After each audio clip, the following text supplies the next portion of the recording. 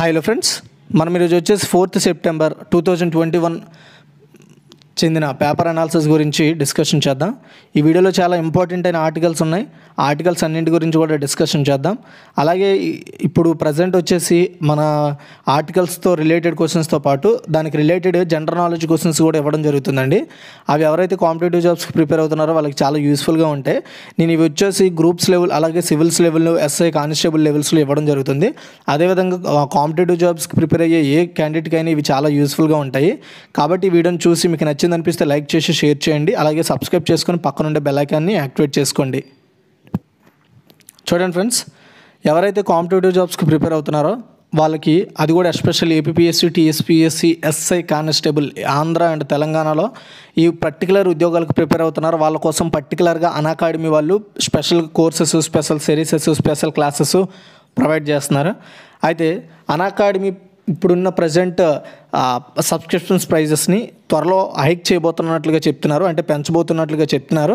కాబట్టి ఎవరికైనా ఇంట్రెస్ట్ ఉంది, కావాలి అనుకుంటే ఇప్పుడే తీసుకోవడానికి ట్రై చేయండి. ఎందుకంటే ఫ్యూచర్లో దీని యొక్క ప్రైజెస్ అనేవి హైక్ అవుతాయి. అండ్ సబ్స్క్రిప్షన్ అనేది ఆఫర్లు కూడా వీళ్ళు ప్రొవైడ్ చేస్తున్నారు. ఆఫర్లు ఏంటో ఒకసారి చూద్దాం. ఎవరైనా సరే ఈ అన్అకాడమీలో 24 నెలల సబ్స్క్రిప్షన్ కొంటే, అంటే 2 years సబ్స్క్రిప్షన్ కొంటే వాళ్ళకి 4 months సబ్స్క్రిప్షన్ ఫ్రీగా ఇస్తారు. అర్థమైందా మీకు? అంటే 1 yearకి 2 months చొప్పున, అలాగే 2 yearsకి 4 months అడిషనల్గా మీకు ఫ్రీగా సబ్స్క్రిప్షన్ ప్లాన్స్ అయితే రావడం జరుగుతుంది. అంటే మీరు 24 నెలలకే కొనాలి, వాళ్ళు 24 నెలలకు ఫ్రీగా ఇస్తారు. అయితే 24లో కూడా ఫుల్, అంటే డబ్బులు అనేవి వాళ్ళు ప్రొవైడ్ చేసే ప్రైస్లో 10% డిస్కౌంట్ రావాలనుకుంటే EDU టెక్ 10 అనే కోడ్ మీరు యూజ్ చేస్తే మీకు 10% డిస్కౌంట్ వస్తుంది. అండ్ ఈ ఆఫరు రేపటితో అయిపోతుందండి, గుర్తుపెట్టుకోండి. అదేవిధంగా వీళ్ళు ఎస్ఐ కానిస్టేబుల్ ప్రిపేర్ అయ్యే వాళ్ళ కోసం ఫ్రీ మాక్ టెస్ట్లు కండక్ట్ చేస్తున్నారు. అవి అందులో అంటే arithmetic, reasoning, general science, general knowledge, current events మీద. అయితే ఇందులో వీళ్ళు టెస్ట్ కండక్ట్ చేస్తారు. ఈ టెస్ట్లో ఎవరికైతే ర్యాంక్ 1 వస్తుందో వాళ్ళకి వచ్చేసి సబ్స్క్రిప్షన్ మీద 100% స్కాలర్షిప్ ఇస్తారనమాట. అది 1 month. అలాగే ర్యాంక్ 2, 3, 4 వచ్చే వాళ్ళకి, 10 వరకు కూడా వచ్చే వాళ్ళకి ఆ సబ్స్క్రిప్షన్ కొనుక్కునే వాళ్ళలో పర్సంటేజ్ ఆఫ్ మనీ డిడక్షన్ ఉంటుంది. చాలా బాగుంటుంది ఇది. అండ్ నెక్స్ట్ వచ్చేసి స్పెషల్ క్లాసెస్ మారదాన్ సిరీస్ తీసుకొస్తున్నారు. ఇది ఎస్పెషల్లీ గ్రూప్ 1, గ్రూప్ 2 వాళ్ళకి మాత్రమే. అండ్ అంతేకాకుండా ఎస్ఐ కానిస్టేబుల్ పరీక్షల కోసం కూడా ఇది యూస్ఫుల్ అవుతుంది అనమాట. ఎవరికైనా ఇంట్రెస్ట్ ఉంటే ఎన్రోల్ అవ్వండి. ఈరోజు ఆల్రెడీ స్టార్ట్ అయిపోయింది అనమాట. లైవ్ ఈవెంట్ కూడా ఉంది. ఈ సిరీస్ అనేవి స్టార్ట్ అవుతూ ఉంటాయి. ఇలాగా ఎప్పటికప్పుడు ఈ సిరీస్ అయితే రావడం జరుగుతుంది. అదేవిధంగా daily classes on aptitude and mental ability మీద అమర్నాథ్ అమాని గారు క్లాసెస్ తీసుకుంటున్నారు. అండ్ దీని ఎవ్రీడే 6 PM ఉంటుంది ఈ క్లాస్. ఇది ఎస్పెషల్లీ ఏపీపీఎస్సీ, టీఎస్పీఎస్సీకి ప్రిపేర్ అయ్యే వాళ్ళకి బాగుంటుంది. అండ్ ఏపీపీఎస్సీ, టీఎస్పీఎస్సీలో తెలంగాణ స్పెసిఫిక్ టాపిక్ మీద ఎవరైనా తెలుసుకోవాలనుకుంటే ప్రవీణ మేకల ఈవిడ క్లాసెస్ అయితే తీసుకుంటారండి ఎవ్రీడే 10 PMకి. అలాగే ఇక్కడ మీరు సబ్స్క్రిప్షన్ ప్లస్ అనేది ఏ విధంగా ఉపయోగపడుతుందంటే, ప్లస్ సబ్స్క్రిప్షన్ అనేది ఎవరైతే మీకు నచ్చిన అన్అకాడమీలో మీకు నచ్చిన ఎడ్యుకేటర్ ఉంటారో అతను మీరు ఫాలో అవ్వచ్చు. అలాగే complete exam preparation group 1, group 2, అలాగే ఎస్ఐ కానిస్టేబుల్కి ఇక్కడ మనకి క్లాసెస్ అండ్ సిరీసు, దానికి పర్టికులర్గా ప్రిపరేషన్ చేయడానికి మిమ్మల్ని అలాంటివన్నీ కూడా ఇక్కడ రెడీ చేస్తారు. డెడికేటెడ్ డౌట్ క్లియరింగ్ సెషన్ ఉంటుంది. అండ్ మీకు లెర్నింగ్ అనేది చాలా ఇంటరాక్టివ్గా ఉంటుంది. అదేవిధంగా ఇందులో పర్టికులర్ ఏదైతే ఎడ్యుకేటర్ మీ క్లాస్ చెప్తారో వాళ్ళు ప్రొవైడ్ చేసే పీడిఎఫ్లు, అలాగే వాళ్ళ వీడియోస్ కూడా మీరు డౌన్లోడ్ చేసుకోవడానికి అవకాశం ఉంటుంది. ఇక్కడ ఒకసారి మీరు చూసుకోవచ్చు ఫ్రీకి అలాగే ప్లస్ సబ్స్క్రిప్షన్స్కి ఉన్న డిఫరెన్సెస్ ఏంటో. ఈ డిఫరెన్సెస్ చూస్తే మీకు తెలుస్తుంది. అయితే నేను అందరికీ సజెస్ట్ చేసేది ఏంటంటే, ఫస్ట్ మన కోడ్ యూజ్ చేసి ఎవరికైనా ఇంట్రెస్ట్ ఉంటే, అంటే ఒకసారి చూడండి, మీకు నచ్చింది అనిపిస్తేనే, ఇప్పుడు కూడా మీకు నచ్చింది అనిపిస్తేనే సబ్స్క్రిప్షన్ తీసుకోండి. ఎవరైతే ఇంట్లో ఉండి బయటికి వెళ్ళి కరోనా సిచ్యువేషన్స్ ఫేస్ చేయకుండా ఇంట్లో ఉండి ఎవరైతే కోచింగ్లా తీసుకుందాం అనుకుంటారో వాళ్ళకి అన్అకాడమీ బెస్ట్ ప్లాట్ఫాము. అదేవిధంగా ఇక్కడ మీరు చూసుకున్నట్టయితే మీరు పర్టికులర్గా ఏ సబ్జెక్ట్నైనా, లేదా ఏ ఎడ్యుకేటర్నైనా, లేదా ఏ సిరీస్నైనా ఫాలో అవడానికి అవకాశం ఉంటుంది. అండ్ అంతేకాకుండా ఎడ్యుకేటర్ ప్రొవైడ్ చేసే పీడిఎఫ్ని డౌన్లోడ్ చేసుకోవచ్చు, అతని వీడియోస్ కూడా డౌన్లోడ్ చేసుకోవచ్చు. అండ్ ఇక్కడ 1 monthకి సబ్స్క్రిప్షన్ యాక్చువల్గా వచ్చేసి 1400. అదే మన కోడ్ వాడితే 10% డిస్కౌంట్తో 1260కి వస్తుంది. అలాగా మీరు ఎన్ని మంత్స్ కొంటే అన్ని మంత్స్ వాటి మీద కూడా మనకి డిడక్షన్ అయితే ఉంటుంది. దీనికి ఈ వీడియో డిస్క్రిప్షన్లో దీనికి సంబంధించిన లింక్స్ ఇచ్చాను. ఎవరికైనా ఇంట్రెస్ట్ ఉంటే ఒకసారి ట్రై చేయండి. చూడండి, 2030 నాటికి మతిమరుపుతో బాధపడే వారి సంఖ్య 7.8 కోట్లు. ఆల్జీమర్స్ అనేది ఒక మత్తుమరుపు వ్యాధి అండి. ఈ వ్యాధి వల్ల ప్రపంచవ్యాప్తంగా 2030 సంవత్సరం నాటికి 7.8 కోట్ల మంది అంటే 78 మిలియన్ మంది ఈ వ్యాధితో బాధపడతారని WHO తన అంచనాలో చెప్పింది. అలాగే 2050 నాటికి ఇది 13.9 కోట్లకు చేరుకుంటుందని కూడా WHO తన లేటెస్ట్ రిపోర్ట్లో చెప్పడం జరిగింది. ఆల్జీమర్స్తో బాధపడుతున్న వారి సంఖ్య ప్రస్తుతం వచ్చేసి 5.5 కోట్ల మంది బాధపడుతున్నారు దీని ద్వారా. ఆల్జీమర్స్తో బాధపడుతున్న వారిలో 65 ఇయర్స్ అబోవ్ ఉన్నవారే 8.1% మంది మహిళలు ఉన్నారంట ఇందులో. అంటే 65 ఇయర్స్ అబోవ్ ఉన్న మహిళలు 8.1% మంది ఉన్నారు. అలాగే 5.4% మంది పురుషులు ఉన్నారు. ఈ పరిస్థితిని ఇప్పటి నుండే మనము కంట్రోల్ చేయకపోతే ఫ్యూచర్లో చాలా ఇబ్బందులు పడాల్సి వస్తుందని చెప్తుంది WHO. అయితే WHO రిలేటెడ్ ఇందులో ఆర్టికల్ ద్వారా వచ్చిన ప్రశ్నలు ఏంటంటే మతిమరుపు వ్యాధి గల పేరు ఏమిటంటే ఆల్జీమర్స్ సైంటిఫిక్గా, అలాగే అంటే మెడికల్ భాషలో పిలుస్తారు. WHOని విస్తరించండి అంటే వరల్డ్ హెల్త్ ఆర్గనైజేషన్, తెలుగులో ప్రపంచ ఆరోగ్య సంస్థ అంటారు. ఇది యునైటెడ్ నేషన్స్ కింద పనిచేస్తుంది. ప్రపంచ ఆరోగ్య సంస్థ తాజా నివేదిక ప్రకారం ఏ సంవత్సరం నాటికి ఆల్జీమర్స్ వ్యాధితో బాధపడే వారి సంఖ్య 7.8 కోట్లకు చేరుకుంటుంది అంటే 2030. అదేవిధంగా ఏ సంవత్సరం నాటికి 13.9 కోట్లకు చేరుకుంటుంది అంటే 2050. అండ్ అంతేకాకుండా ప్రపంచ ఆరోగ్య సంస్థ నివేదిక ప్రకారం ప్రస్తుతం ప్రపంచవ్యాప్తంగా ఎంతమంది ఆల్జీమర్స్తో బాధపడుతున్నారంటే 5.5 కోట్లు. అయితే ప్రపంచ ఆరోగ్య సంస్థ జనరల్ నాలెడ్జ్ గురించి చూసుకున్నట్టయితే ప్రపంచంలో అత్యంత హాని కలిగించే వ్యక్తులకు COVID-19 సమాచారాన్ని అందించడానికి ప్రపంచ ఆరోగ్య సంస్థ ఏ సంస్థతో భాగస్వామ్యం కలిగిందంటే ఫేస్బుక్. ఇది రీసెంట్ కరెంట్ అఫైర్స్లోకి వస్తుంది. అండ్ ప్రపంచ ఆరోగ్య సంస్థ global air pollution and health technical advisory group గౌరవ సభ్యుడిగా మన భారతదేశం నుండి ఎవరు ఎంపికయ్యారు అంటే ముఖేష్ శర్మ. అండ్ ట్రాకోమోను నివారించినందుకు ప్రపంచ ఆరోగ్య సంస్థ ఏ దేశాన్ని నివారించిందని ఏ దేశాన్ని WHO ధృవీకరించిందంటే గాంబియా ఆ వ్యాధిని. నెక్స్ట్ త్రివిధ దళాల చేతికి యాంటీ డ్రోన్ వ్యవస్థ. ఇక్కడ మీకు కనబడుతుంది చూడండి యాంటీ డ్రోన్ వ్యవస్థ ఈ ఫోటో. అంటే యాంటీ డ్రోన్ వ్యవస్థ అంటే ఏంటండి, డ్రోన్స్ లాంటివి ఏవైనా అలాంటివి వచ్చినప్పుడు లేదా పర్టికులర్గా ఏదైనా మన మీద దాడి చేయాలనుకున్నప్పుడు అలాంటి వాటిని గుర్తించి అక్కడ అంటే ఆకాశంలో ఉంటుండగానే వాటిని పేల్చడం అంటే నిర్వీర్యం చేసేలా ఈ యొక్క యాంటీ డ్రోన్ వ్యవస్థ అయితే ఉపయోగపడుతుంది. అయితే ఈ యాంటీ డ్రోన్ వ్యవస్థను స్వదేశంగా DRDO డెవలప్ చేసిందండి. ఆ డెవలప్ చేసిన ఏదైతే ఆ వ్యవస్థ ఉందో ఆ సిస్టమ్ ఉందో ఆ సిస్టమ్ని తయారు చేసి మన దేశంలో ఉన్న ఆర్మీకి, నేవీకి, ఎయిర్ ఫోర్స్కి ఇవ్వడానికి బెల్తో అయితే ఒప్పందం కుదుర్చుకోవడం జరిగింది. బెల్ వచ్చేసి ఇప్పుడు ఈ యొక్క యాంటీ డ్రోన్ సిస్టమ్ వ్యవస్థని తయారు చేసి ఈ త్రివిధ దళాలు అనగానే మనకి ఏమేమి గుర్తొస్తాయండి, ఆర్మీ, అలాగే నేవీ అండ్ ఎయిర్ ఫోర్స్, వీటిని త్రివిధ దళాలు అంటారు. ఈ త్రివిధ దళాలకి వీటిని ఇవ్వబోతున్నారనమాట. సో వీటిని తయారు చేసే బాధ్యతను భారత్ ఎలక్ట్రానిక్స్ లిమిటెడ్ ఆర్మీతోని, అలాగే నేవీతోని, అలాగే ఎయిర్ ఫోర్స్తోని ఒప్పందం కుదుర్చుకుంది. అయితే దీన్ని స్వదేశీ పరిజ్ఞానంతో తయారు చేసినట్లుగా DRDO చెప్తోంది. ఓకే చూడండి, ఇలా ఫస్ట్ టైము మన ఇండియాకి ఇలాంటి వ్యవస్థని తయారు చేయడం ఇదే ఫస్ట్ టైం అనమాట స్వదేశీ పరిజ్ఞానంతో. అయితే సో ఈ ఆర్టికల్ ద్వారా అడిగే కీ పాయింట్స్ ఏంటి అంటే భారతదేశంలో స్వదేశీ యాంటీ డ్రోన్ వ్యవస్థను ఏ సంస్థ అభివృద్ధి చేసిందంటే DRDOని విస్తరించండి లేదా దీని పూర్తి నామం ఏమిటి అని ఎప్పుడైనా మీకు పరీక్షల్లో అడిగినప్పుడు defence research and development organisation. DRDO అభివృద్ధి చేసిన యాంటీ డ్రోన్ వ్యవస్థను ఏ సంస్థ సరఫరా కోసం తయారు చేస్తుందంటే బెల్ను విస్తరించండి అంటే భారత్ ఎలక్ట్రానిక్స్ లిమిటెడ్ అండి. ఇది కూడా కేంద్ర ప్రభుత్వ ఆధీనంలో ఉండే ఒక PSU. And DRDO general knowledge question చూసుకున్నట్టయితే, ఎందుకంటే మనకు హైలైట్ టాపిక్ DRDO కాబట్టి దాని గురించి ఒకసారి చూద్దాం. DRDO ఏ మంత్రిత్వ శాఖ కింద పనిచేస్తుందంటే భారత రక్షణ మంత్రిత్వ శాఖ. DRDO ఏ సంవత్సరంలో ఏర్పాటైందంటే 1958. సో 1958లో అప్పటికే భారత రక్షణకి సంబంధించి కొన్ని వాటిని ఆయుధాలు తయారు చేసే సంస్థగా ఉన్న కొన్ని 3 సంస్థలు కలిపి DRDOగా ఏర్పాటు చేశారనమాట, విలీనం చేసేసారని. అండ్ భారతదేశంలో అతిపెద్ద పరిశోధన సంస్థ ఏదైనా ఉందంటే అది DRDO. ఓకే, తర్వాత HDFC లైఫ్ చేతికి ఎక్సైడ్ లైఫ్ అండి.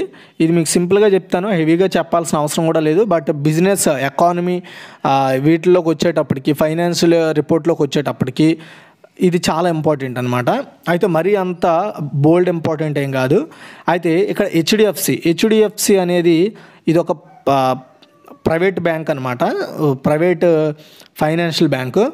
అయితే ఈ హెచ్డిఎఫ్సికి ఫైనాన్షియల్ లైఫ్ ఇన్సూరెన్స్ సంస్థ కూడా అనుబంధంగా పనిచేస్తూ ఉంటుంది. అయితే ఇప్పుడు ఆ హెచ్డిఎఫ్సి లైఫ్ ఇన్సూరెన్స్ అనే కంపెనీ ఎక్సైడ్ లైఫ్ ఎక్సైడ్ అనేది మీరు ఎక్కువగా బ్యాటరీలు తయారు చేయడం అలాంటి వాటిలో చూసుంటారు. అయితే ఇప్పుడు ఈ ఎక్సైడ్ లైఫ్ ఇన్సూరెన్స్ కంపెనీని ఈ హెచ్డిఎఫ్సి లైఫ్ ఇన్సూరెన్స్ మొత్తం ఇందులో ఉన్న మొత్తం 100% వాటాని కొనుగోలు చేయనున్నట్లుగా ప్రకటించిందండి. సో అయితే ఈ విషయాన్ని HDFC life insurance MD CEO Vibha Padalkar గారు అనౌన్స్ చేయడం జరిగింది. అయితే దీన్ని కొనడానికి ఎక్సైడ్ లైఫ్ ఇన్సూరెన్స్లో ఉన్న అందరు బోర్డు మెంబర్స్ కూడా ఓకే చెప్పడం జరిగింది. అయితే దీని వాల్యూ వచ్చేసి 6,687 కోట్లకు దీని వాల్యూ ఉంటుందని చెప్తున్నారు. అయితే ఇది మ్యాటర్ విలీనం ఇందులో కలిపేసుకోవడం జరుగుతుంది. దీని ద్వారా ఏమవుతుందంటే హెచ్డిఎఫ్సి లైఫ్ ఇన్సూరెన్స్ సంస్థ యొక్క విస్తీర్ణం అయితే పెరుగుతుందని, ఉద్యోగులు పెరుగుతారు, అదేవిధంగా దీంట్లో ఉన్న అకౌంట్ హోల్డర్స్ పెరుగుతారు. దాని ద్వారా ఇంకా వాళ్ళ వ్యాపారాన్ని అభివృద్ధి చేసుకోవడానికి ఇది బాగుంటుంది. అయితే ఈ ఆర్టికల్ ద్వారా వచ్చే ప్రశ్నలు ఏంటంటే హెచ్డిఎఫ్సి లైఫ్ ఇన్సూరెన్స్ ఏ సంస్థ కొనుగోలు చేయనున్నట్లు ప్రకటించిందంటే ఎక్సైడ్ లైఫ్ ఇన్సూరెన్స్. అలాగే హెచ్డిఎఫ్సి లైఫ్ ఇన్సూరెన్స్ సంస్థ ఎండి అండ్ సిఇఓ ఎవరు అంటే విభా పడాల్కర్. నెక్స్ట్ వచ్చేసి ఐఏసిబిఈ దక్షిణాసియా రీజనల్ హెడ్గా వెంకట్. ఈ ఫోటోలో కనబడుతున్న వ్యక్తి వెంకట్ అండి. అయితే ఇప్పుడు ఈ ఐఏసిబిఈ అంటే ఏంటంటే international accreditation council for business education. అంటే బిజినెస్ ఎడ్యుకేషన్ని డెవలప్ చేయడం కోసం దీనికంటే ఒక కౌన్సిల్ ఉందన్నమాట. దాన్ని హ్యాండిల్ చేసే ఒక కౌన్సిల్, దాని పేరే ఐఏసిబిఈ అనమాట. అయితే దీనికి దక్షిణాసియా అంటే మన దక్షిణాసియా రీజనల్ హెడ్గా డాక్టర్ వెంకట్ ఈద్ర గారు నియమితులు కావడం జరిగింది. ఆయన ఇంతకుముందు వచ్చేసి తెలంగాణ రాష్ట్ర ప్రభుత్వ సలహాదారుడిగా ఉన్నత విద్యా సాంకేతిక విద్యలో ఆయన పనిచేశారు. అయితే దక్షిణాసియాలోకి మొత్తం 9 దేశాల్లోని ప్రభుత్వాలు అలాగే ప్రతిష్టాత్మక ప్రైవేట్ విద్యా సంస్థలతో ఆయన కలిసి పనిచేస్తారని ఐఏసిబిఈ ఈ అనౌన్స్ అయితే చేయడం జరిగింది. ఓకే, అంటే దక్షిణాసియాలో దీనికి అనుబంధంగా ఉన్న 9 దేశాలతో ఈయన పనిచేస్తారు. అయితే దీని ద్వారా అడిగే ఇంపార్టెంట్ క్వశ్చన్స్ ఏంటి అంటే ఐఏసిబిఈని విస్తరించండి అంటే international accreditation council for business education. And international accreditation council for business education దక్షిణాసియా రీజనల్ హెడ్గా ఎవరు నియమితులయ్యారంటే డాక్టర్ వెంకట్ ఈదర. నెక్స్ట్ హైకోర్టులకు జడ్జీలుగా ఒకేసారి 68 మంది. చూడండి, యాక్చువల్గా దేశవ్యాప్తంగా కూడా అట్ ది సేమ్ టైం సుప్రీంకోర్టులో కూడా న్యాయమూర్తుల్ని అండ్ హైకోర్టులో ప్రధాన న్యాయమూర్తుల్ని కూడా సుప్రీంకోర్టు కొలీజియం అని ఒకటి ఉంటుంది. అంటే సుప్రీంకోర్టు కొలీజియం అంటే భారతదేశానికి అప్పటికి ఎవరైతే ప్రధాన న్యాయమూర్తిగా ఉంటారో అతనితో పాటు కొంతమంది న్యాయమూర్తులు ఒక గుంపుగా ఉంటారు, అదే కొలీజియం అనమాట. అండ్ అందులో కొంతమంది ప్రభుత్వానికి సంబంధించిన అంటే సెంట్రల్ గవర్నమెంట్కి సంబంధించిన రిలేటెడ్ కొంతమంది ఉంటారు. అదేవిధంగా న్యాయవాదులు కొంతమంది ఉంటారు, అంటే ఎక్కువ మందికి ఛాన్స్ ఇవ్వరు కొంతమంది. అట్ ది సేమ్ టైం వచ్చేసి ప్రధాన న్యాయమూర్తులు సుప్రీంకోర్టు లెవెల్లో ఒక సమూహంగా ఉంటారు. ఇది కొలీజియంగా పనిచేస్తుంది. ఈ కొలీజియం చేసే పని ఏంటంటే దేశవ్యాప్తంగా ఉన్న హైకోర్టులకి న్యాయమూర్తులు నియమించడం, ప్రధాన న్యాయమూర్తులు నియమించడం, అలాగే సుప్రీంకోర్టుకి కూడా న్యాయమూర్తులు నియమించడం ఈ కొలీజియం. అలాగే సుప్రీంకోర్టుకి ప్రధాన న్యాయమూర్తిని ఖరారు చేసే బాధ్యత కూడా దీనితో ఉంటుంది. అది కొలీజియం తీసుకుంటుంది ఆ బాధ్యత. వాళ్ళు సెలెక్ట్ చేస్తారనమాట ఎవరిని ఈ రాష్ట్ర హైకోర్టుకి న్యాయమూర్తిగా కావచ్చు, ప్రధాన న్యాయమూర్తిగా నియమించాలనేది వీళ్ళు సిఫార్సు చేస్తారు. ఎవరికి? ప్రభుత్వానికి వీళ్ళు వచ్చేసి చెప్తారనమాట, ఇదిగోండి వీళ్ళని మీరు నియమించాలనుకుంటే వీళ్ళని నియమించాలని లిస్టును పంపిస్తారు. ఆ లిస్టు న్యాయ మంత్రిత్వ శాఖ పరిధిలో ఒకసారి రీచెకింగ్ చేసుకొని వాళ్ళు అఫీషియల్ అనౌన్స్మెంట్ చేస్తారు. ఆ అనౌన్స్మెంట్ని చేయకముందు అంటే చేసిన తర్వాత దానికి మళ్ళీ రాష్ట్రపతి ఆమోదం పొందాల్సి ఉంటుంది. అతను ఆమోదం తర్వాత అది అఫీషియల్గా ఆయనకి బాధ్యతలు ఇస్తారు. అంటే ఫర్ ఎగ్జాంపుల్ హైకోర్టుకి ఇతను న్యాయమూర్తి అవ్వాలన్నా సరే ఎవరైనా సరే దానికి ప్రెసిడెంట్ అప్రూవల్ అనేది డెఫినెట్గా ఉండాలి. అంటే ఫస్ట్ కొలీజియం నుండి న్యాయ మంత్రిత్వ శాఖ దగ్గరికి వెళ్తుంది, న్యాయ మంత్రిత్వ శాఖ నుండి రాష్ట్రపతికి వెళ్తుంది, అక్కడి నుండి అఫీషియల్ స్టేట్మెంట్ వస్తుందన్నమాట. అయితే ఇప్పుడు ఏకంగా మన భారతదేశంలో చరిత్రలో ఎప్పుడూ లేనటువంటి విధంగా ఫస్ట్ టైము 68 మంది న్యాయమూర్తుల పేర్లను జస్టిస్ ఎన్వి రమణ నేతృత్వంలో కొలీజియము 28 మంది పేర్లను సిఫార్సు చేసిందనమాట. భారత న్యాయ చరిత్రలో ఎంతమంది జడ్జిలు సిఫార్సు చేయడం ఇదే ఫస్ట్ టైం. యాక్చువల్గా మొత్తం 112 మంది పేర్లను పరిగణలోకి తీసుకొని అందులో 28 మందిని ఫిల్టర్ చేసి ఇప్పుడు వచ్చేసి ఈ సిఫార్సును న్యాయ మంత్రిత్వ శాఖకు పంపుతారనమాట. అయితే ఈ 28 మందిలో 44 మంది బార్కు చెందినవారు కాగా 24 మంది జ్యుడిషియల్ సర్వీసులకు చెందినవారు. సిఫార్సు చేసిన జాబితాలో 10 మంది మహిళలు కూడా ఉన్నారంట. ఓకే, అయితే ఇక్కడ పర్టికులర్గా ఇందులో ఒక విషయం ఉందన్నమాట. ఈ కొలీజియం తీసుకొచ్చిన 28 మందిలో మిజోరాంలోని ఎస్టీ వర్గానికి చెందిన మహిళా జ్యుడిషియల్ ఆఫీసర్ మార్లీ వన్కుంగ్ను గౌహతి హైకోర్టు జడ్జిగా కొలీజియం సిఫార్సు చేసింది. ఒకవేళ దీన్ని సెంట్రల్ గవర్నమెంట్ ఆమోదించి ప్రెసిడెంట్గా ఆమోదిస్తే మిజోరాం నుంచి హైకోర్టుకి తొలి న్యాయమూర్తిగా వాన్కుంగ్ చరిత్ర సృష్టించబోతున్నారనమాట. అయితే దీని ద్వారా అడిగే ప్రశ్నలు ఏంటంటే, దేశవ్యాప్తంగా చరిత్రలో రికార్డు స్థాయిలో ఎంతమందిని హైకోర్టు జడ్జిలుగా సుప్రీంకోర్టు కొలీజియం సిఫార్సు చేసిందంటే 68 మంది. ప్రస్తుత భారత సుప్రీంకోర్టు ప్రధాన న్యాయమూర్తి ఎవరంటే ఎన్వి రమణ. అయితే సుప్రీంకోర్టుకి సంబంధించిన ఒక 3 ముఖ్యమైన ఇంపార్టెంట్ జనరల్ నాలెడ్జ్ బిట్లు చూసుకుంటే, సుప్రీంకోర్టు న్యాయమూర్తిని ఎవరు తొలగించగలరు అంటే పార్లమెంటు, అదేవిధంగా అధ్యక్షుడు అంటే ప్రెసిడెంట్. అండ్ రాజ్యాంగంలోని ఏ ఆర్టికల్ సుప్రీంకోర్టు ఏర్పాటు గురించి చెప్తుందంటే ఆర్టికల్ 124. అండ్ శరత్ అరవింద్ బాబ్డే ఎన్నవ భారత ప్రధాన న్యాయమూర్తి అంటే 47 అండి. అతను వారసుడిగా అంటే అతను సిఫార్సు చేశారు ఎన్వి రమణని. ఇప్పుడు ఎన్వి రమణ గారు వచ్చేసి 48వ భారత ప్రధాన న్యాయమూర్తిగా బాధ్యతలు తీసుకున్నారు. అంటే ఇతనికంటే ముందు శరత్ అరవింద్ బాబ్డే గారు భారత ప్రధాన న్యాయమూర్తిగా పనిచేశారు. నెక్స్ట్, వర్క్ ఫ్రమ్ హోమ్ టౌన్లో ఏర్పాటుపై టాస్క్ ఫోర్సు. యాక్చువల్గా ఈ టాస్క్ ఫోర్స్ కంటే ముందు మనం తెలుసుకోవాల్సింది work in home town centres. గుర్తుపెట్టుకోండి, work in home town centres. దీని యొక్క మెయిన్ ఇంపోజిషన్ ఏంటంటే, అంటే దీని యొక్క ఇంపోజిషన్ కాదు, దీని యొక్క మెయిన్ థీమ్ ఏంటంటే, ఈ సెంటర్ల ఉద్దేశం ఇప్పుడు ఫర్ ఎగ్జాంపుల్ ఆంధ్రప్రదేశ్లో కావచ్చు, తెలంగాణలో కావచ్చు, లేదు ఇప్పుడు ఆంధ్రప్రదేశ్కి చెందిన వ్యక్తి తెలంగాణలో పనిచేస్తున్నాడు అనుకోండి, అతను తన స్వగ్రామం లేదా తన దగ్గర ప్రాంతాల్లో ఉండి పని చేసుకునేలా అవకాశం కల్పించడం అనమాట ఈ work in home town centres. అంటే మన హోమ్ టౌన్కి దగ్గరలో, మన పట్టణానికి దగ్గరలో ఒక సెంటర్ని ఏర్పాటు చేస్తారు. ఆ సెంటర్ ద్వారా ఆ పర్టికులర్ ఏదైతే కంపెనీకి ఉందో ఆ కంపెనీకి ఎక్కడి నుండి ఆయన పనిచేసేలా అనమాట. అంటే ఎక్కడో ఉండి అతను ఫ్యామిలీని వదిలేసి ఎక్కడో ఉండి పనిచేసే కంటే అతను హోమ్ టౌన్లో ఉండి పనిచేసి సాయంత్రం అయ్యేటప్పటికి ఇంటికి వెళ్ళి మళ్ళీ అతని ఫ్యామిలీతో ఎంజాయ్ చేసి మళ్ళీ తన డ్యూటీకి వెళ్ళడానికి బాగుంటుంది కదా. అలా ఉండడం కోసం Andhra Pradesh government work in home town అనే సెంటర్ని ఏర్పాటు చేయబోతోంది. వీటి మీద అన్నీ పరిశీలించడానికి, వీటి మీద సరైన నిర్ణయాలు తీసుకోవడం కోసం, వీటిని ఏ విధంగా డెవలప్ చేయాలనే దాని మీద నిర్ణయం తీసుకోవడం కోసం ఒక టాస్క్ ఫోర్స్ని కూడా ఏర్పాటు చేశారు. ఈ విషయాన్ని ఆంధ్రప్రదేశ్ ఐటీ పరిశ్రమల శాఖ మంత్రి మేకపాటి గౌతమ్ రెడ్డి గారు వెల్లడించారు. ఈయన గుంటూరు జిల్లా మంగళగిరిలో ఉన్నత విద్యామండలి చైర్మన్ అయిన Hemachandra, APASDC MD Bangararaju, APTS MD Nandakishore, IT శాఖ సలహాదారు విద్యాసాగర్ రెడ్డి, ఇలా కొంతమందితో, ఏపీ ఫైబర్నెట్ ఎండి మధుసూదన్ రెడ్డితో ఇలాంటి కొంతమంది ప్రముఖులతో మీటింగ్ పెట్టుకొని ఈ నిర్ణయం తీసుకోవడం జరిగింది. ఇదే కానీ వస్తే నిజంగా మంచి విషయమే. అయితే దీనికి ఆ సంబంధిత సంస్థలు కూడా ఒప్పుకోవాలి. అంటే వేరే రాష్ట్రాల్లో పనిచేస్తున్న మన రాష్ట్రానికి చెందిన ఐటీ నిపుణులు ఉంటారు కదా, వాళ్ళు వాళ్ళ హోమ్ టౌన్లో నుండే పని చేసుకునేలా ఈ యొక్క వర్క్ ఇన్ హోమ్ టౌన్లో అయితే ఉపయోగపడతాయి. అయితే దీని నుండి కీ పాయింట్ చూడండి.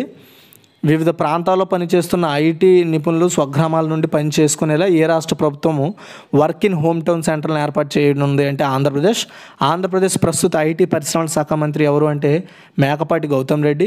అండ్ ఆంధ్రప్రదేశ్ రాష్ట్ర ప్రస్తుత ఉన్నత మండలి చైర్మన్ ఎవరు అంటే హేమచంద్ర. ఓకే, అయితే ఆంధ్రప్రదేశ్ గురించి కొన్ని జనరల్ నాలెడ్జ్ బిట్లు చూసుకుంటే కింద వాటిలోని కాదు, ఆంధ్రాలో ఇక్ష్వాకుల రాజవంశ స్థాపకుడు ఎవరు అంటే వశిష్ఠ పుత్ర శ్రీ చమతుముల. అండ్ కూచిపూడి గ్రామం ఆంధ్రప్రదేశ్లోని ఏ జిల్లాలో ఉందంటే కృష్ణా జిల్లా. శ్రీహరికోట సతీష్ ధావన్ అంతరిక్ష పరిశోధన కేంద్రం ఏ జిల్లాలో ఉందంటే నెల్లూరు అండి. ఓకే, నెక్స్ట్, ఏపీ పోలీస్ శాఖకు 5 జాతీయ అవార్డులు. నిన్న నేషనల్ అంటే ఇండియన్ గవర్నమెంట్ నుండి ఏపీ పోలీస్ డిపార్ట్మెంట్కి మొత్తం 5 నేషనల్ అవార్డ్స్ అయితే రావడం జరిగింది. అయితే ఆ నేషనల్ అవార్డ్స్ ఎందులో వచ్చాయి ఒకసారి చూద్దాం. ఆంధ్రప్రదేశ్ పోలీస్ శాఖకు 5 జాతీయ అవార్డులు వచ్చాయని డీజీపీ ఎవరండి, ఆంధ్రప్రదేశ్ డీజీపీ ఎవరు, గౌతమ్ సవాంగ్ గారు చెప్పారు. ఈ 5 అవార్డులు కూడా టెక్నాలజీ విభాగంలోనే వచ్చాయంట. ఒకటి డిజిటల్ హెల్త్ ప్రొఫైల్, అంటే పోలీసులకు సంబంధించిన డిజిటల్ హెల్త్ ప్రొఫైల్ మెయింటైన్ చేయడంలో, అలాగే పాస్పోర్ట్ సేవల్లో ప్రభుత్వం అనుసరిస్తున్న డిజిటల్ ఇన్నోవేషన్స్లో, అండ్ అదేవిధంగా గడిచిన 2 ఏళ్లలో ఏంటంటే మొత్తం ఆంధ్రప్రదేశ్కి 130 అవార్డులు వచ్చాయండి 2 ఇయర్స్లో. అయితే ఇందులో దిశ యాప్ మహిళల రక్షణపై ఇప్పటివరకు ఆంధ్రప్రదేశ్ రాష్ట్ర పోలీస్ శాఖ తీసుకున్న కొన్ని టెక్నాలజీ ఇన్నోవేషన్స్ ఇవన్నీ కలిపి దీనికి అవార్డులు అయితే రావడం జరిగింది. అంటే ఈ దిశ మహిళా రక్షణపై, అదేవిధంగా పాస్పోర్టు అండ్ డిజిటల్ హెల్త్, పోలీసులకు సంబంధించిన ఆరోగ్య సమాచారాన్ని పొందుపరిచే డిజిటల్ హెల్త్ ప్రొఫైల్ వల్ల మొత్తం 5 అవార్డులు అయితే వచ్చాయి. ఈ విషయాన్ని స్వయంగా డీజీపీ గౌతమ్ సవాంగ్ గారు వెల్లడించారు.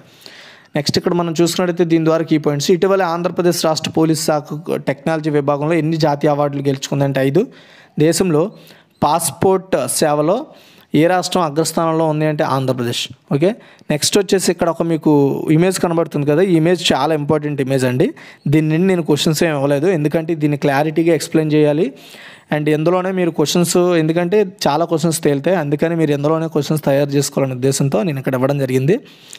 అయితే ఇప్పుడు నేను చెప్పే డేటా అంతా కూడా డిపిఐఐటి డేటా ప్రకారం 2020 ఏప్రిల్ నుంచి 2021 ఏప్రిల్ వరకు కూడా ఎఫ్డిఐలు అంటే ఫారెన్ డిపాజిట్స్ అనమాట, అంటే వేరే విదేశాల నుండి ఆ పర్టికులర్ రాష్ట్రాలకి విదేశాల ద్వారా వచ్చిన ఆదాయం అనమాట ఎఫ్డిఐస్ అంటే. వాటి గురించి ఒకసారి చూద్దాం. ఏ రాష్ట్రానికి అధికంగా ఎఫ్డిఐలు వచ్చాయి, ఏ రాష్ట్రానికి అతి తక్కువ ఎఫ్డిఐలు వచ్చాయి అనేది ఇక్కడ మీకు క్లారిటీగా చూపిస్తాను. అయితే ఇక్కడ ఇచ్చిన లెక్కలన్నీ కూడా కోట్లతో చెప్పబడింది. ఈ గ్రాఫ్ బట్టి ఏ దేశం దేశం కాదు, ఏ రాష్ట్రం అగ్రస్థానంలో ఉందనేది మీకు క్లారిటీగా తెలుస్తుంది. ఓకే, అయితే మొత్తం వచ్చేసి చూడండి, మొత్తం వచ్చేసి 4,42,568.84 కోట్లు అనమాట అది.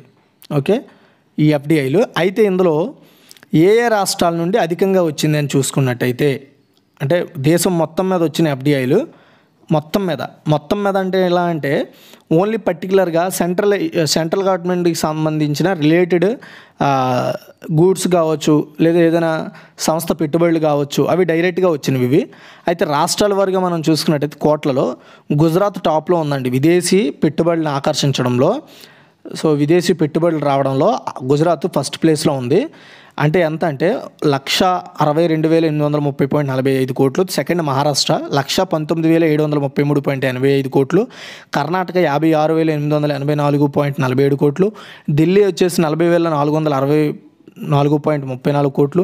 తమిళనాడు వచ్చేసి 17,208.42 కోట్లు. హర్యానా వచ్చేసి 12,559.41 కోట్లు. తెలంగాణ వచ్చేసి 8,617.71 కోట్లు. జార్ఖండ్ వచ్చేసి 5,992.57 కోట్లు. పంజాబ్ వచ్చేసి 4,719.45 కోట్లు.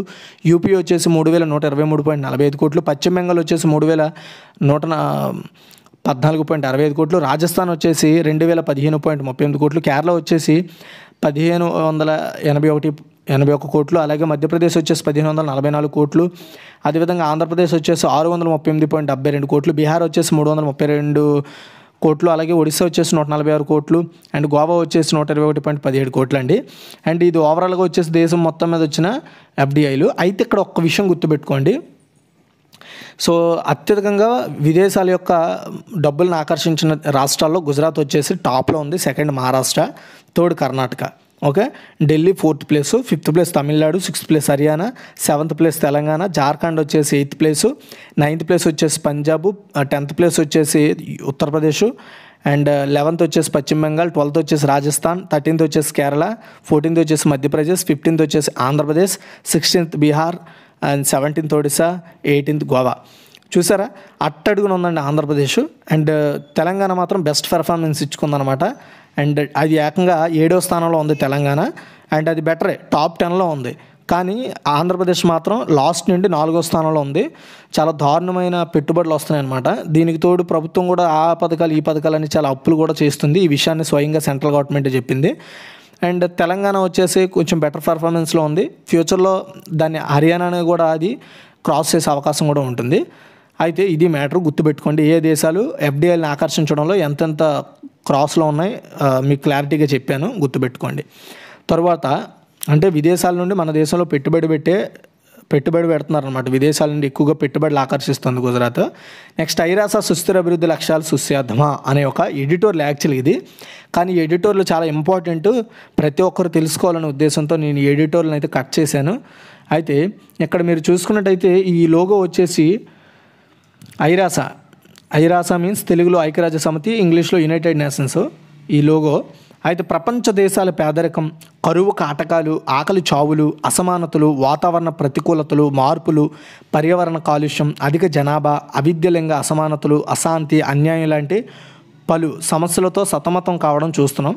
ఈ సవాళ్ళను విరుగుడుగా 2030 నాటికి ప్రతి ఒక్కరికి కూడా న్యాయం అందించే పలు నిర్దిష్ట చర్యలను అన్వేషించడం కోసం ఐక్యరాజ్య సమితి సెప్టెంబర్ 2015 మాసంలో నిర్వహించిన జనరల్ అసెంబ్లీ సమావేశంలో తీసుకున్న తీర్మానం ప్రకారం సుస్థిర అభివృద్ధి అంటే సస్టైనబుల్ డెవలప్మెంట్ని సుస్థిర అభివృద్ధి అంటారు. అయితే ఈ సుస్థిర అభివృద్ధి లక్ష్యాలు అంటే ఏంటి అంటే పేదరికాన్ని ఎలా నిర్మూలన చేసుకోవాలి, ఆకలిని ఎలా అంతం చేయాలి, ఎలా అంటే హెల్త్ మీద ఎలాంటి నిర్ణయాలు తీసుకోవాలనే దాని మీద ప్రపంచ దేశాలన్నింటికీ కూడా మార్గనిర్దేశకాలు ఇచ్చింది. ఓకే, అదేవిధంగా మన ఇండియా వచ్చేసి పోషణ్ మాసం అంటే పోషణ్ నెలగా ఈ సెప్టెంబర్ నిర్వహించబోతోంది. అయితే ఇప్పుడు ఐరాస నిర్ణయించిన 17 సుస్థిర అభివృద్ధాలు 2030 నాటికి రీచ్ అవ్వాలని ప్రపంచ దేశాలకి చెప్పడం జరిగింది యునైటెడ్ నేషన్స్. అయితే ఆ చెప్పిన 17 సుస్థిర అభివృద్ధి అంశాలు ఏంటో ఒకసారి చూద్దాం. పేదరిక నిర్మూలన అనేది జరగాలి అంటే నో పావర్టీ, అంటే పేదలు అనేవారు అంటే అధిక స్థాయిలో ఉన్నారు, వాటిని తగ్గించాలని చెప్తున్నారు. And at the same time వచ్చేసి ఆకలిని అంతం చేయడం అంటే జీరో హంగర్, అంటే ఆకలిని అంతం చేయాలని చెప్పింది. అండ్ ప్రజారోగ్యం అండ్ మానవాళి శ్రేయస్సు అండ్ అంటే ప్రజల యొక్క ఆరోగ్యం ఉండాలి, వాళ్ళు బతుకు కూడా బాగుండాలని చెప్పండి. అలాగే నాణ్యమైన విద్య, మంచి క్వాలిటీ ఎడ్యుకేషన్ అందించాలి. లింగ సమానత్వం, జెండర్ ఈక్వాలిటీ అనేది ఉండకూడదు, ఈక్వాలిటీ అనేది ఉండాలి, అంటే విభేదాలు ఉండకూడదు అనమాట. అండ్ సురక్షిత నీరు మరియు పారిశుద్ధ్యం అంటే క్లీన్ వాటర్ అండ్ శానిటేషన్ అనేది ఉండాలని చెప్పింది. సరసమైన మరియు స్వచ్ఛమైన శక్తి అంటే అఫోర్డబుల్ అండ్ క్లీన్ ఎనర్జీ అనేది ప్రజలకు అందాలని. ఎయిత్ వన్ వచ్చేసి తగిన పని మరియు ఆర్థిక ప్రగతి అంటే decent work and economic growth అనేది ఉండాలని చెప్పింది. అంటే తగిన పని అంటే పర్ఫెక్ట్ పనులు ఉండాలి, ఆ పనిలో జాయిన్ అయిన వెంటనే తీసేయడం అలాంటివి కాకుండా మంచి పని ఉండాలి ప్రజలకు అని చెప్పింది. అయితే పరిశ్రమ, వినూత్న ఆవిష్కరణ మరియు మౌలిక సదుపాయాలు అంటే ఇండస్ట్రీ, ఇన్నోవేషన్ అండ్ ఇన్ఫ్రాస్ట్రక్చర్ అనేది అందుబాటులో ఉండాలి.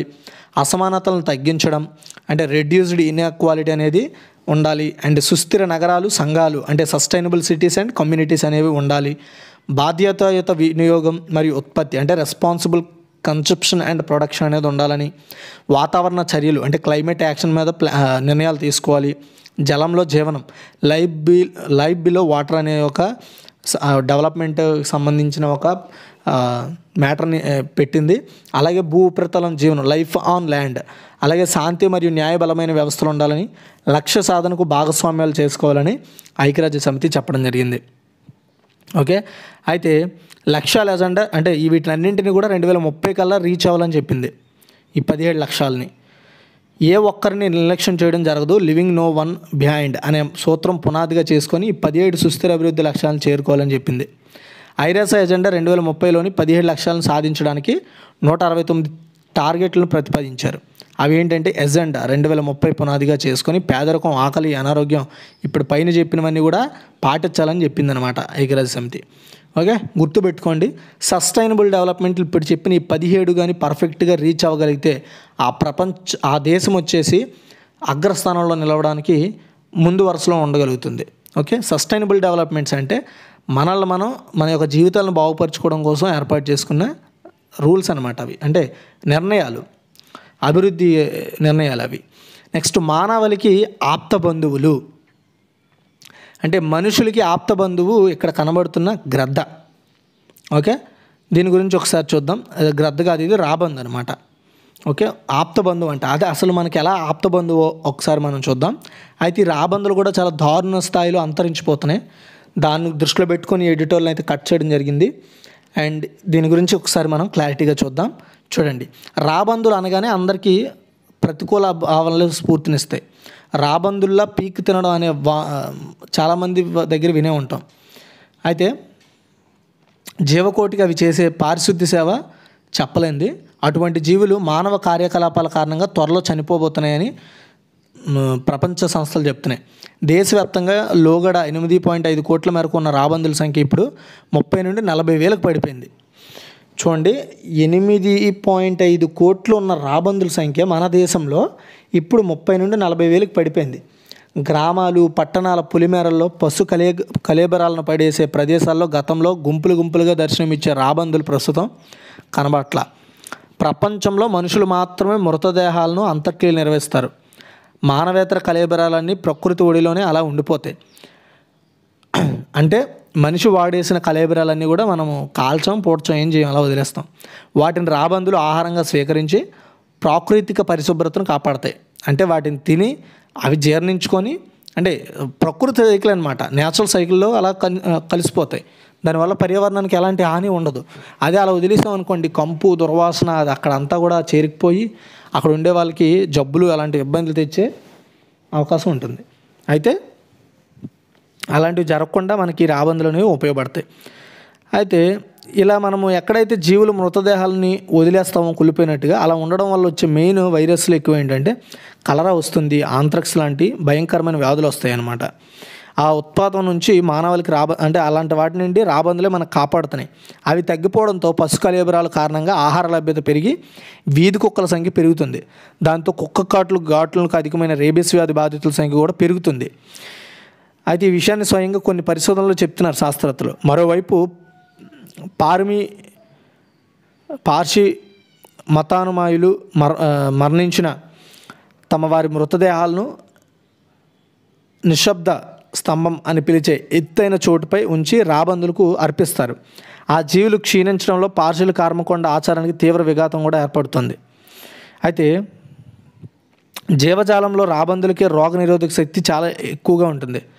వ్యాధికారక సూక్ష్మజీవులతో నిండిన కళేబరాలను ఆహారంగా తీసుకొని సైతం వాటిని తట్టుకునేలా ఆ రాబందులకి అలాంటి బాడీ ఉందన్నమాట. అయితే పశువులకు వాడే డైక్లోఫినాక్ ఔషధం రాబందులకు మరణ శాసనంగా చెప్పాలి. పశువుల కళేబరాల ద్వారా ఆ మందు అవశేషాలు రాబందుల్లోకి చేరి అవి చనిపోతున్నాయి. ఓకేనా? అంటే పశువులకి ఏ పడితే మందులకి ఇచ్చి ఇవ్వడం వల్ల అవి చనిపోయిన తర్వాత ఎక్కడ పడితే అక్కడ పడిన ద్వారా వాటిని తిన్న రాబందులు చనిపోతున్నాయి అన్నమాట. అయితే ఈ ఆ ఔషధం పేరు అనేది డైక్లోఫినాక్. అయితే ఈ ఔషధం రాబందుల విసర్జక వ్యవస్థను దెబ్బతీస్తుంది. అంటే వాటికి ఇంకా మోషన్ అయితే అవ్వదు. అందువల్ల అవి హఠాత్తుగా చనిపోతున్నాయని సైంటిస్టులు చెప్తున్నారు. నష్ట నివారణ చర్యలో భాగంగా కేంద్ర ప్రభుత్వం 2006లో ఒక కార్యాచరణ ప్రణాళికను ప్రకటించింది. డైక్లోఫినాక్ వినియోగాన్ని నిషేధించి దానికి మారుగా రాబందులకు హాని చేయని మెలాక్సికామ్ ఔషధాన్ని ఉపయోగించాలని సూచించింది. దీని ద్వారా డైక్లోఫినాక్ కన్నా 2.5 రెట్లు ఎక్కువగా ఉండడంతో ప్రభుత్వం ఉద్దేశించిన అది నెరవేరలే. సో సైడ్గా అంటే బ్లాక్లో డైక్లోఫినాక్ని అమ్ముతున్నారు. మనుషులకు ఉద్దేశించిన డైక్లోఫినాక్ బహుళ డోసులను అనాధికారికంగా పశువులకు వినియోగించడం స్టార్ట్ చేశారు మన ఇండియాలో. దాంతో 2015లో కేంద్రం స్పందించిన వాటి తయారీని నిషేధించింది. 3 మిల్లీలీటర్ల సీసాల ఉత్పత్తిని అనుమతించింది. దేశవ్యాప్తంగా రాజస్థాన్, మధ్యప్రదేశ్, ఉత్తరప్రదేశ్, మహారాష్ట్ర, ఉత్తరాఖండ్, హిమాచల్ ప్రదేశ్, అస్సాం వంటి రాష్ట్రాల్లో చెప్పుకోదగిన సంఖ్యలో రాబందులు ఉన్నాయి. హర్యానాలోని పింజోర్, పశ్చిమ బంగాల్లో రాజ్భట్, కావా, అస్సాంలోని రాణి వంటి ప్రాంతాల్లో వీటి సంరక్షణ, పునరుత్పత్తి కేంద్రాలను నిర్వహిస్తున్నారు. హైదరాబాద్, భువనేశ్వర్, జూనాగఢ్, భోపాల్లో సైతం ప్రత్యేక రక్షణ ప్రత్యుత్పత్తి కేంద్రాలు ఉన్నాయి. హైదరాబాద్లోని నెహ్రూ జంతు ప్రదర్శనశాలలో తెలంగాణ అటవీ శాఖ, CCMBలు సంయుక్తంగా రాబందుల సంఖ్య వృద్ధికి కృషి చేస్తున్నారు. కానీ ఆ చర్యలేవి కూడా ఉపయోగపడట్లా. మన ఇండియాలో మొత్తం 9 జాతులు ఉంటే రాబందుల జాతులు 9 ఉంటే అందులో పొడుగుముక్కు రాబందు జాతి మనుగడ చాలా దారుణమైన సిచ్యువేషన్లో ఉందని అంతర్జాతీయ ప్రకృతి సహజ వనరుల పరిరక్షణ సంస్థ ప్రకటించింది.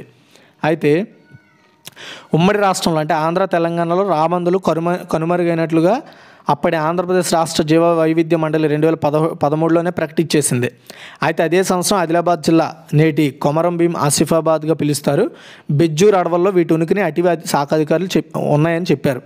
ఆ అటవీ ప్రాంతంలోనే 2017లో ఈజిప్షియన్, 2018లో గ్రిఫిన్ రాబందులను గుర్తించారు. ఇటీవల అమరాబాద్ అడవుల్లో రాబందులు ఉనికిపై వార్తలు వచ్చాయి. బెజ్జూర్ అటవీ ప్రాంతంలో నందిగామ గ్రామ సమీపంలోని పాలరాపు గుట్ట రాబందుల నివాసానికి అనుకూలంగా ఉన్నట్లుగా యంత్రాంగం చెప్పింది. పాలరాపు ఆవాసంలో రాబందుల సంఖ్య 2019 నాటికి 34కి చేరింది. భారీ వర్షాల కారణంగా నిరుడు గుట్ట కొంత భాగం కూలడంతో గూళ్ళు చెదరడం, అంతుచిక్కని కారణాలతో కొన్ని పక్షులు చనిపోయాయి. ప్రస్తుతం వాటి సంఖ్య కొద్ది మేరకే తగ్గింది. కానీ ఆ ఆవాసానికి ఉన్న అనుకూలతల వల్ల రాబోయే సంవత్సరాల్లో అక్కడ రాబందుల జనాభా పెరిగే అవకాశం ఉంటుంది. అయితే కాకపోతే అక్కడ కొంత ఇంప్లిమెంటేషన్ చేయాలన్నమాట ప్రభుత్వాలు. ఎక్కడైతే రాబందులు ఉనికి కనబడిందో అక్కడ ప్రభుత్వాలు వచ్చేసి చర్యలు తీసుకొని వాటి పరిరక్షణకు బాధ్యతలు తీసుకొని వాటికి కావాల్సిన అవసరాలను కేటాయిస్తే రాబందుల యొక్క సంఖ్య పెరుగుతుంది. ఎప్పుడు కూడా అంతరించిపోతున్న జాతిని పరిరక్షించడానికి అది చేస్తున్నాం ఇది చేస్తున్నాం అంటారు, కానీ చేస్తున్న దాన్ని ఇంప్లిమెంటేషన్ ఎంతవరకు జరుగుతుంది, ప్రజెంట్ అది కంటిన్యూ అవుతుందా లేదనేది ప్రభుత్వాలు పట్టించుకోవట్లే. అవి పట్టించుకోకపోవడం వల్ల ఇలా చనిపోతున్నాయి. ఇది గుర్తుపెట్టుకోండి, చాలా ఇంపార్టెంట్ ఆర్టికల్.